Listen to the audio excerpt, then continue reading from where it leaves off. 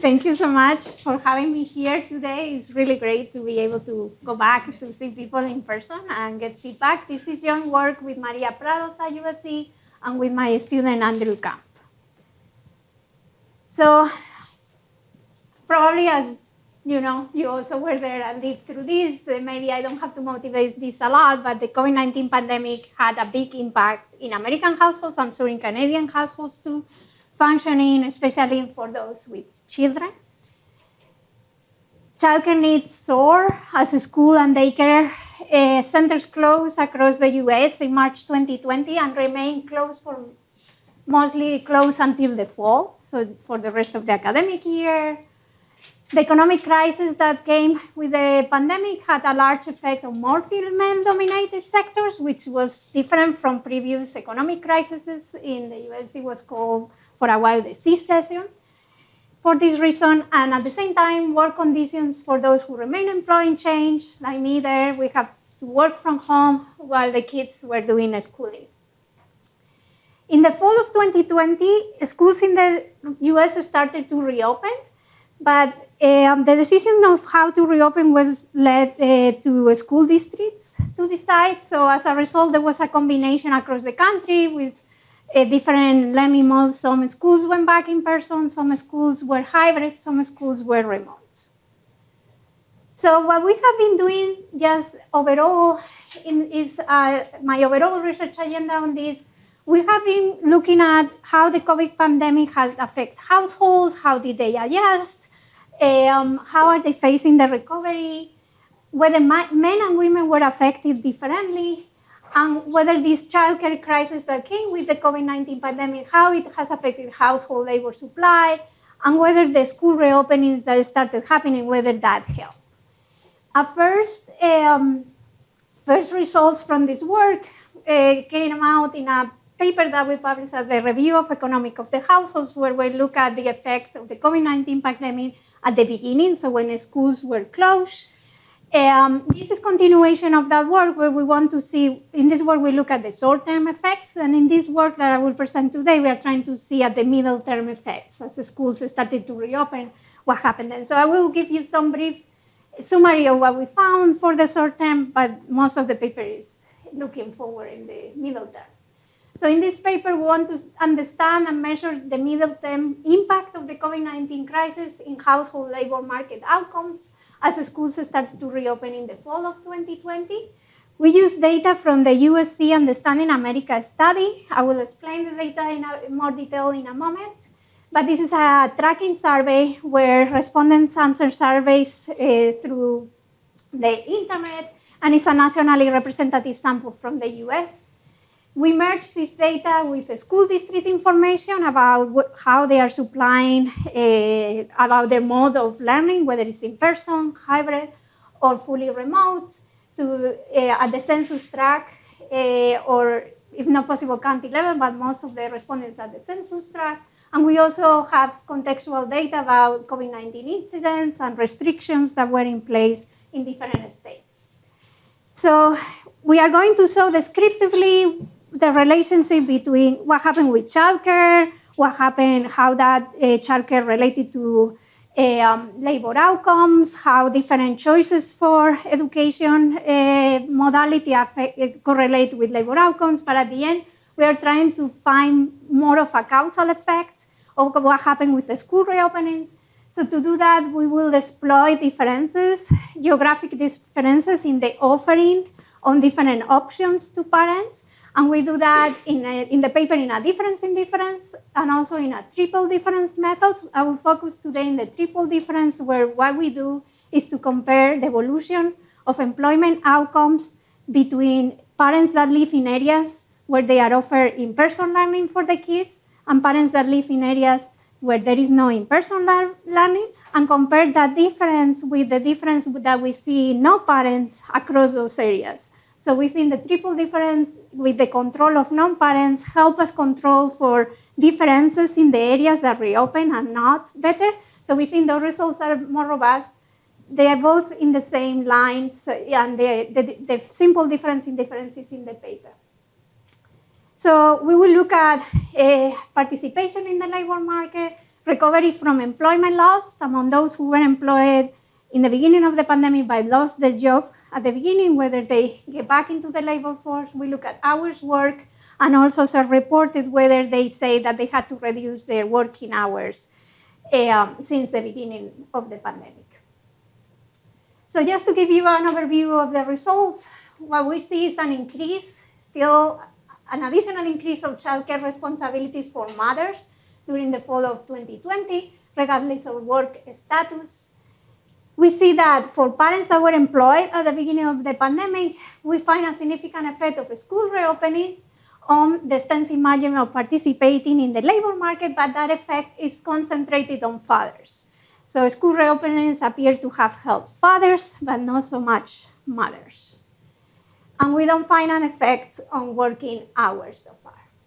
So in the rest of the presentation, I want to talk about the literature that has been growing around this topic. I will talk about the data in more detail. I will give you more of the background of school reopenings in the US and some descriptive relationship between school reopening, learning, modalities, and employment outcomes and childcare. And then we'll talk about the triple difference empirical approach to try to find the causal effect of school reopenings in labor outcomes, the results. And I will go through, if I have time, I will go through some threats for internal validity that we consider in the paper and robustness checks, and then I will conclude. So this paper contributes to an emerging, it's been a fast literature on the economic effects of the COVID pandemic. So if we look, there is a part of that literature that has looked at how households responded to the childcare crisis. And what we see early in the pandemic, in the short term, we find gender differences in childcare arrangements, with women more likely to be the main ones responsible for childcare during the spring of 2020. This is something that our prior paper also found. We use the same data that we use today, the UES data, but for March to July 2020. And we saw that 44% of mothers say they are the only one in the household, they were the only one in the household providing childcare when schools closed at the beginning of the pandemic. That compared with 14% of fathers. So there was first some literature suggesting that maybe, what we saw before the pandemic is that mothers always took more responsibility of childcare in the household. And so in some part, this is not surprising. But as fathers were also made to work at home, there was some hope that maybe there will be more of a gender balance. We do see that fathers are doing, we don't have data pre-pandemic, but we see that fathers are doing a portion, but the gender gap is still very big.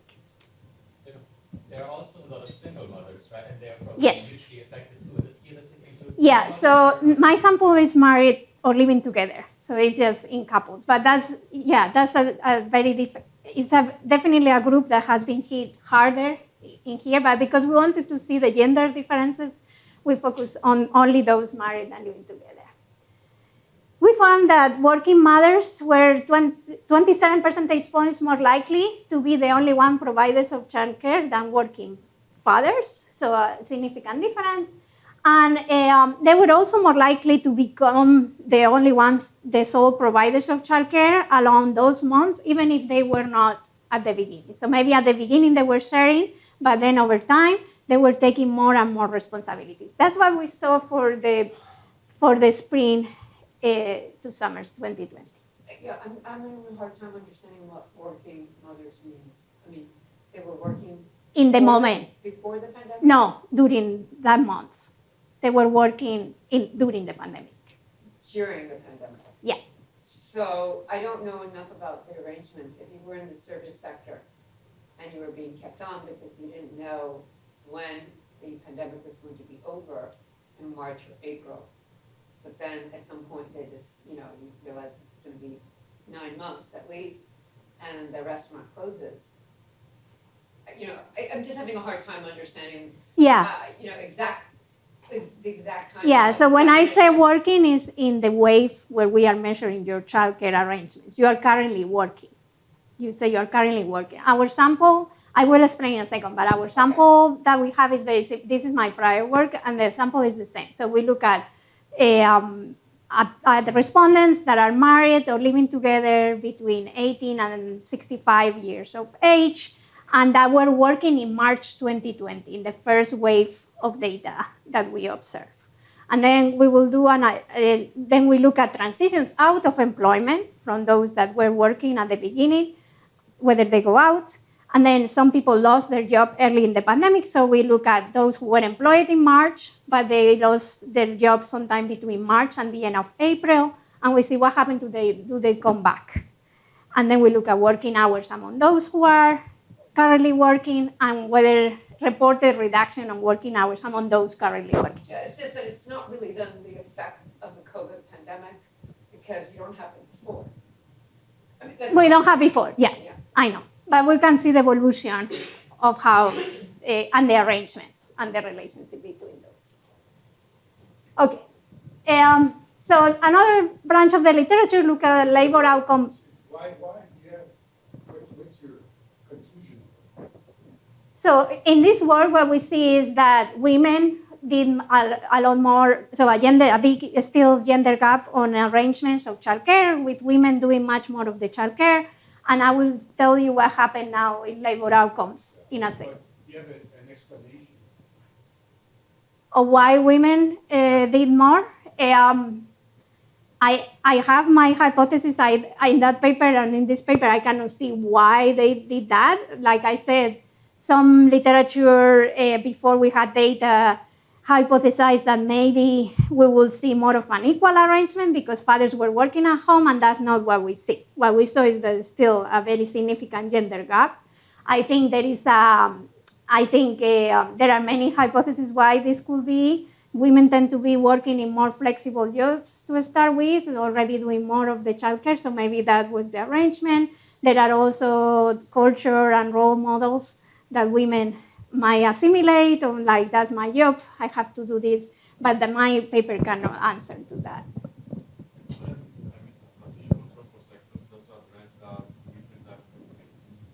No, we don't have enough data to do like sub-analysis specifically by different sectors. It's something we've been thinking about, but our data, we don't have enough observations to do like many differences. Okay, so in terms of labor outcomes, what we see at the beginning of the pandemic is that these childcare arrangements are related. We see like gender differences in working hours, with women reducing more working hours than men, and also women transitioning more out of employment than men, and that seems to be linked, or at least correlated, with the childcare arrangement. So we see women doing more in the house, and that's affecting their labor outcomes during the pandemic. So in our paper, we see a reduction of hours of 20 percentage points for women related to men, increased probability of transitioning out of employment that is higher by 5 percentage points. And working mothers were 17 percentage points more likely to reduce working hours than working women without children. So, and there is this link with childcare.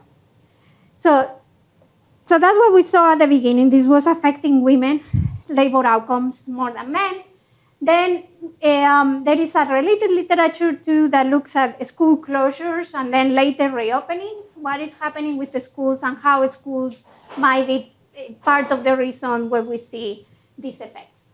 So we do see that school closures at the beginning of the pandemic during the spring, because they use the timing of the closures to see a difference in difference approach, how it affected labor status of women.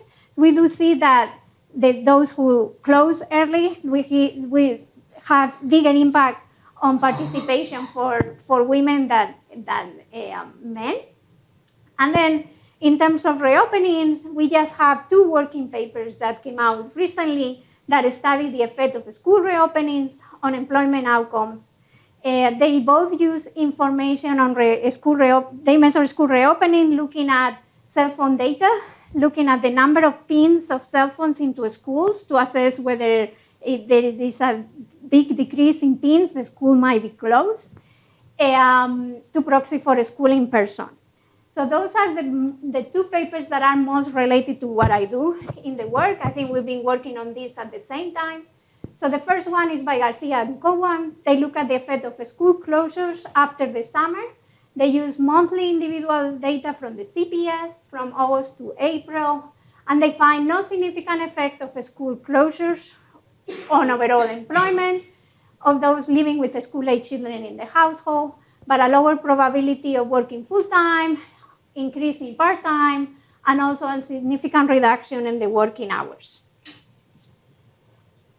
Hansen and co-authors, they use more aggregated data at the census tract or region level, and they do a difference in difference approach. So they can control less for like the specific local characteristics, differences, and they look all from the beginning of the pandemic until September to study the effect of the school reopens on married women's labor supply. And they do find that in their aggregate, it seems that school reopens were associated with increased employment for working mothers of 3 percentage points and a small increase in weekly hours. So the results are mixed. On the one hand, it doesn't seem that we find an effect of school reopening so much, maybe in working hours. And in the second paper, they do find some effect in employment and maybe in working hours. So our paper enters in the group of these two. So I think the advantage of our paper is that we have more individual data that is tracked over time. So we are better able to control for individual and observables. We have fixed effects. We follow people over time and look at their transitions. And with the triple difference, we can better control, we can use non-parents as a way to control for the differences in those regions or those areas that decided to reopen for in-person or not. So I think that's our contribution. And it's a different data source. So our data comes from the Understanding Coronavirus in America study. This is an internal panel that is run by USC. They already had a history of an internal panel, so a nationally representative sample of adults that they were doing surveys already. And what they did during the pandemic is invite them to be part of a specific study on the COVID-19 impacts.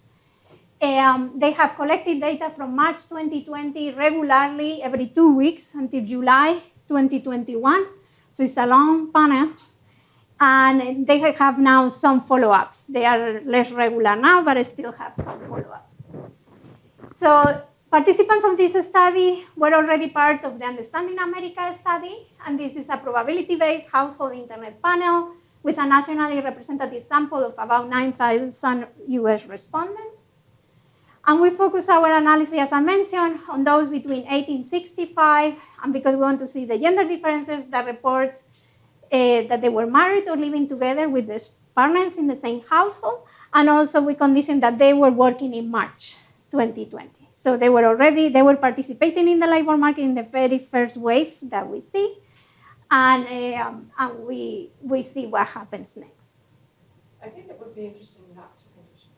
Not to condition. On working. I mean, some people started to do things that they had never done before. We can try that. Yeah. I mean, it's just an interesting question, what happens to them. Yeah, we also realized so they start very quickly. They started before the schools started to close. As soon as there were signs of like a potential COVID pandemic, they did their survey. I thought you had the survey before. Yeah, in March 2020, but this is before. Don't they have the survey? Aren't they part of their panel study? Yeah, but they don't have information for all of these people on the same outcome. Like it's different surveys every time. So it's a panel, but it's like different surveys, different questions are asked. So maybe labor participation is not available for everybody just before. But they did ask them, so we've been also exploring, and our results are very similar. They did ask them in some survey after whether they were working in February 2020, so that's also, it's very similar, the results are the same. But we realized in a follow-up survey later, they asked them retrospectively, hey, by the way, were you working in February of 2020? So, but yeah, it's good thoughts to see other transitions outside of those. That's something we can do. So with these conditions, we have 2,551 unique respondents, and we follow them for 20 waves of data. Our analysis focuses on March to December 2020. The reason is that with President Biden coming, there was a push for reopening of schools. So there is a second wave where most schools in the US reopen in January of 2020. So we wanted to focus on the first. We have more variation if we focus just on the first reopening that happened in the fall. So these are some descriptive statistics for our data. We have half female, average age of 46, 55% have college degree. We have 73% respondents white, 5% black, and 16% Hispanic. 15% of the respondents at our point are not employed. So this is among those who were employed in March. 15% are not employed.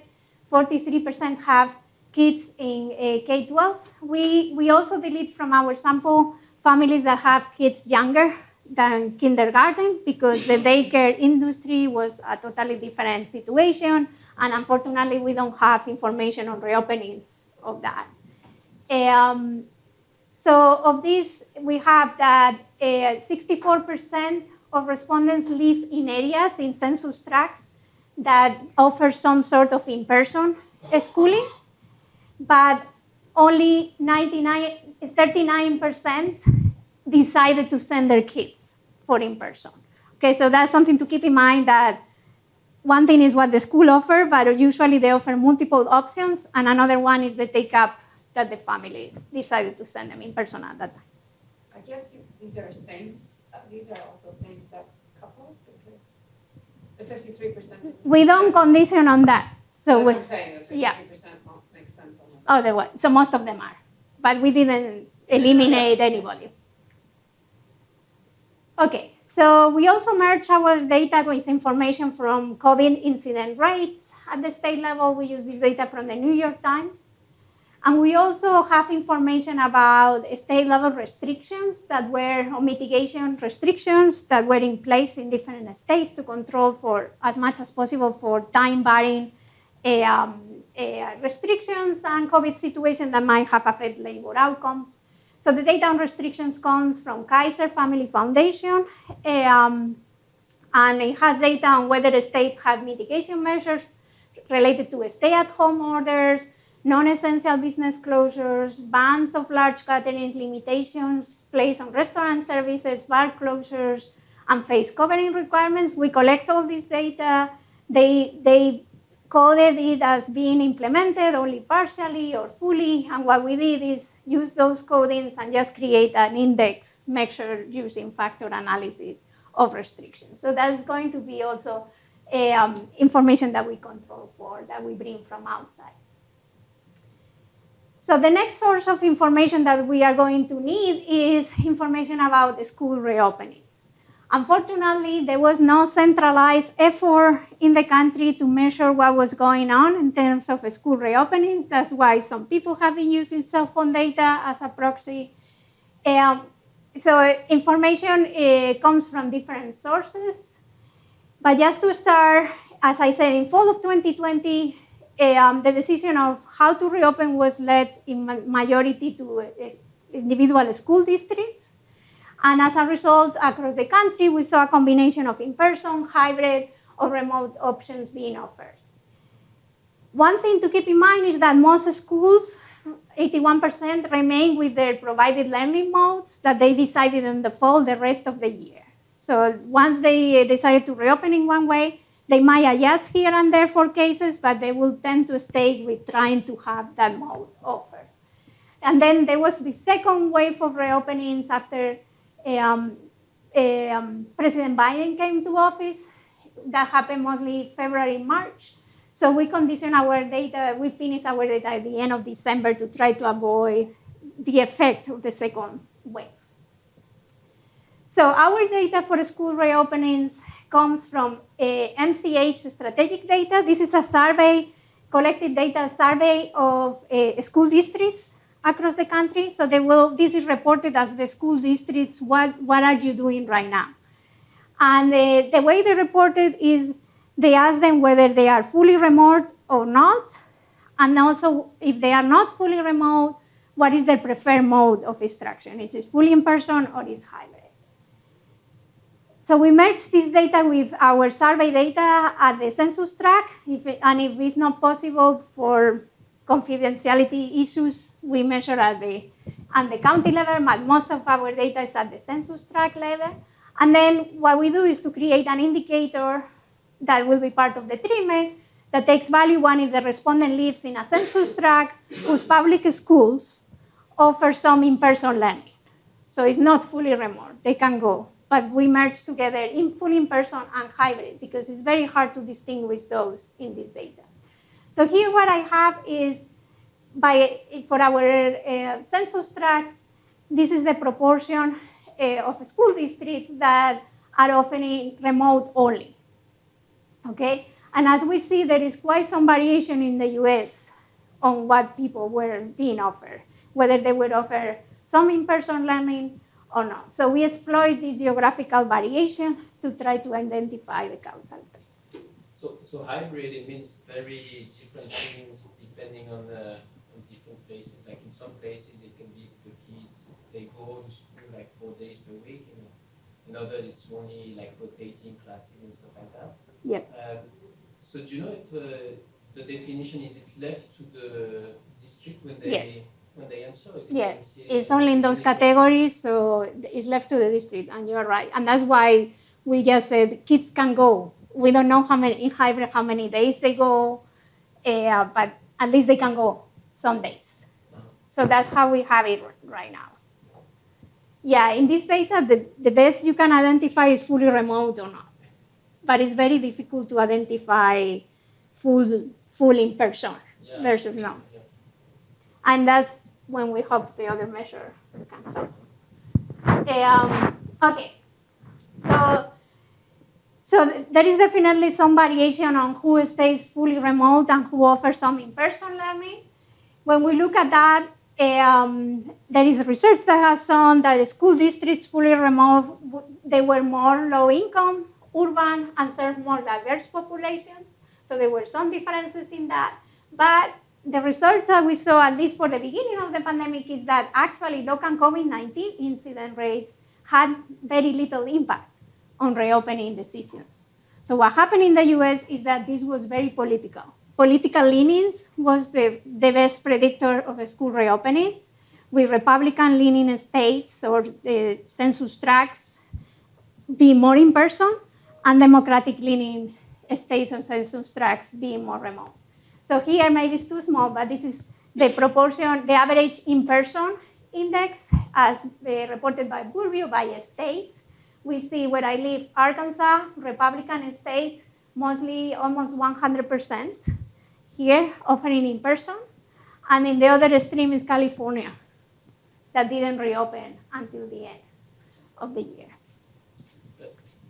So I see that people make these 2 points, but I find weak to put them one next to the other because the fact that Republican state, they wanted to reopen school more, it means that when you look across the US, you actually have a positive correlation between low income and school reopening. Like all the states in the middle of the country, they are more low income, and as a result, there's a positive. Yeah, and I think that's why it's important the triple diff that looks at non-parents. So our identifying assumption is that there are differences across these places. The ones that reopen or not are different. But as long as those differences affect the same parents and non-parents in the labor market, then we are still good. So that's why we do the triple diff instead of a single diff. But I agree with you.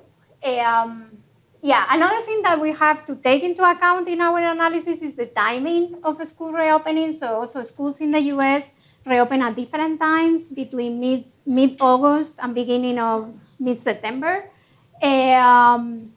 So as a result, what we see is that reopenings happen in 3 waves of our data. If you are in microeconometrics, you know that these differences and triple differences methods have been, some issues have been brought when we use two-way fixed effects to estimate those if there is a staggered treatment.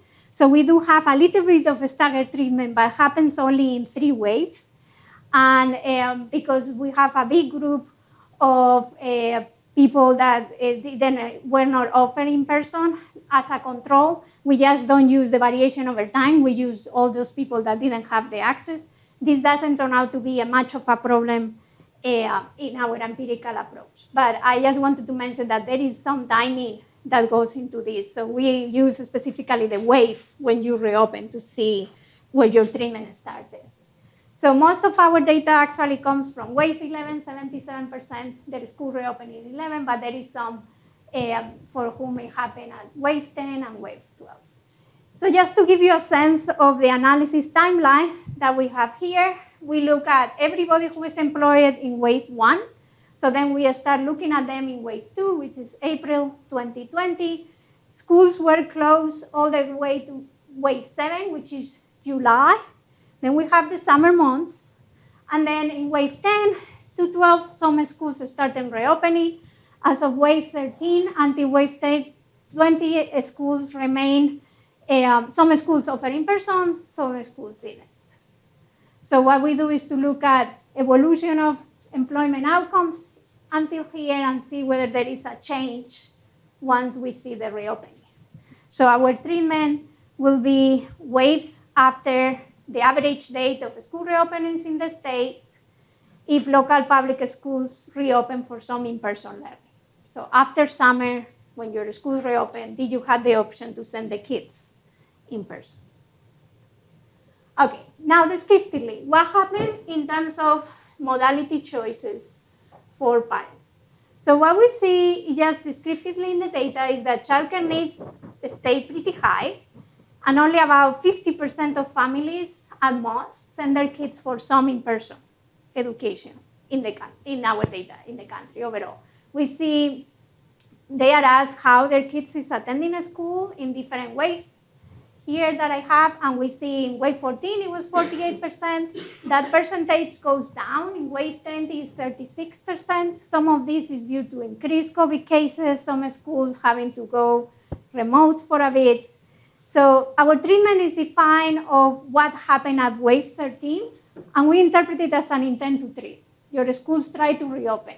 So it's a low touch. Something was offered, so just to keep in mind.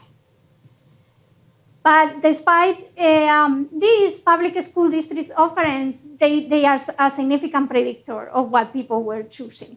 So we see here what is the percentage of parents that say they send their kids for in-person, depending on whether local schools were fully remote or not. So you see that if they are offering some in-person, we see 58%.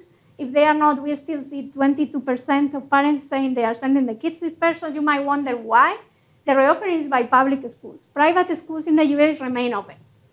So some parents also move their kids or like had their kids in private. So that's why it's not seen. Okay, so what happened to gender differences in childcare? So respondents who have school-age children in the household, they were asked 4 times about the childcare arrangements. This is the data that we analyzed in our first paper, where we see this is among working parents. So in the moment of the survey, they were working, and we see they were asked who is primarily responsible for providing childcare and help with homework. And this is when schools were closed. We classify them as only me, only my partner, only both, and then we have other people help. And we see a significant gender gap. 33% of working moms say they were the only one providing childcare in the household as compared with 11% of working dads. And then we see what happened in October. And what we see is that, if anything, moms were taking more responsibility. So the proportion of working moms that said they were the only one went from 33% to 47%. And the proportion of dads remained mostly the same. It was 10.5%, 9%. So that tells you something. So this is kind of like a binary question, but potentially there's going to change the intensity of how much childcare and homework is needed. So like if there was a really intense amount required at the start, then maybe it would be more gender split. Yeah, we don't have that information. This is all we know, but it's a very good point because the childcare that was provided here is very different than the childcare that might be provided here when schools reopen, right? So that's part of the increase could be also that schools reopen now. The mom all is doing is taking the kids from school. I mean, it could also be that the men are going more to work outside the home. Yeah. During this period. And they went back. And they went back, and so Yeah. they can't provide as much childcare. And so But the with that, proportion remained the same. the proportion of what? Of working dads that say I'm the only one, it was 10%, it's 9%. Yes. But that, yeah, and to me, that doesn't tell you enough, though, right? I mean, it doesn't tell you enough, because that might be a very selective sample Yeah, that are the only ones. I mean, they may be. yeah. Yeah, I don't know who they are. Yeah, we can look into that a bit more. I mean, we do have Do you information. not know if they're working outside the home or not? We do if they were required, if they could work from home. We know if they could work from home in the beginning of the pandemic. So we could bring that back and see whether that changed the childcare. That's a good point. What's the use- third category? Is other people outside the couple helps. Oh, the- The third is both together. They say both of us.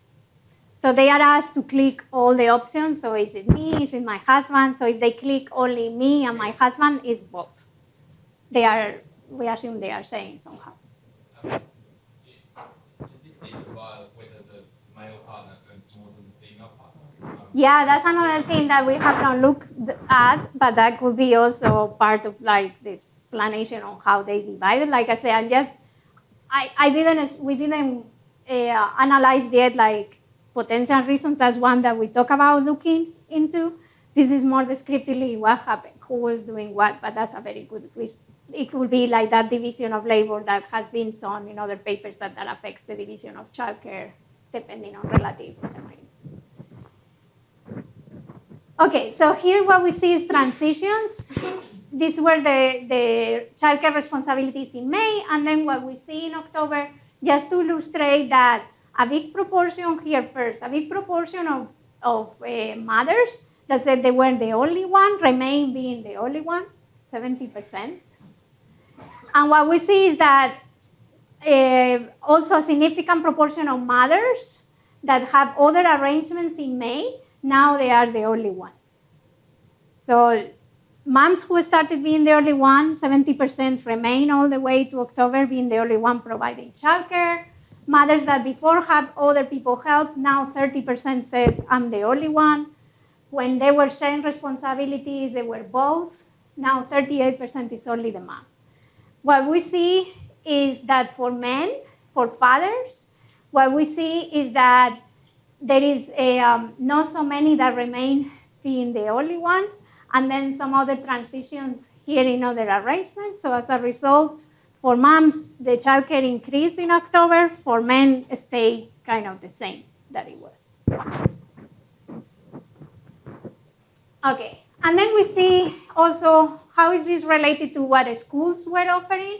Does this change a lot? And we see the patterns are like we said, it means different if your schools are still remote than if you have options in person. But we see that the patterns still stay with moms being the highest proportion of being the only one providing childcare. Also when schools were fully remote or in person. When schools are fully remote, what we do see is that there is some more help from others than when schools are in person, so others are coming to help. But women continue to be the main providers of childcare in both places. Okay, descriptively, what do we see in terms of employment in our sample? So we condition everybody's working in March, and then we do see that a higher proportion of women lost employment during the pandemic than men. So this is the C-section effect. And we do see that it kind of didn't recover fully until the waves of our sample. So there is some recovery here, but it has been kind of slow.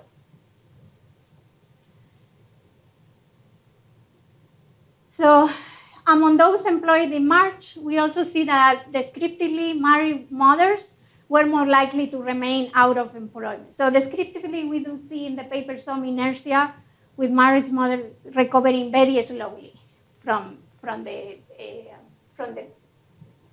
lost. Okay, so then descriptively, we want to see just how the increase in childcare responsibilities might correlate with employment outcomes. And we do see that women in our sample do have higher probabilities of transitioning out of employment and reducing working hours. And we see a marginally significant but positive association between more childcare responsibilities and going out of employment. But again, these childcare responsibilities are kind of weird because in some places there are the schools in person, in some places are not. So then we look at the relationship between sending your kid in a school in person. So this is endogenous, okay? It's just to see the association. So that whether you send your kid in person after summer, how it's associated with employment outcomes. We control for individual fixed effects. So we look at the evolution within individual over time. And we see after reopening, if you send your kid in person, is there a change? We just descriptively want to see if there was a change. So what we see is that it does seem that for women, so overall we find no effect, but here we does see that for women who send their kid in person, there is a reduction in the probability of transitioning out of employment. And not so much for recovery of unemployment loss, it does seem that maybe marginally has helped men, but not women. So in terms of working hours, we see that there is also an increase in working hours if they send their kid for in-person, and that seems to have benefited mostly women. And not so much going on, maybe some overall reduction on the probability of reporting I have reduced working hours, but it's the same for men and women. So descriptively, it does seem appear that increased childcare responsibilities might have affected a little bit negatively transitions out of employment, but being able to send your kid sending your kid, it's like finding a way to send your kids for in-person learning is associated with better labor outcomes for women. But again, this is endogenous, so because the decisions of how to send your kid are done together with your labor situation. So we wanted to come up with a more causal estimate using the exogenous variation on offerings of in-person. So what we try to do for that, as I said, we use a triple difference approach. We have individual fixed effects, and we study school reopenings for in-person learning in the fall and how those affected employment outcomes during the fall until December. We control for the incident rates of COVID. We control for the restrictions in place at the state level. And then what we do is to use non-parents as a control to control for any differences in the census tracts that offer in-person learning and those who don't. So employment outcomes are you employed? Are you going out of employment? So we condition on those employed in March. What is your employment status? Are you going out of employment? If you lost your employment in April, are you still out of employment? Working hours and reduction in working hours. We have individual fixed effects.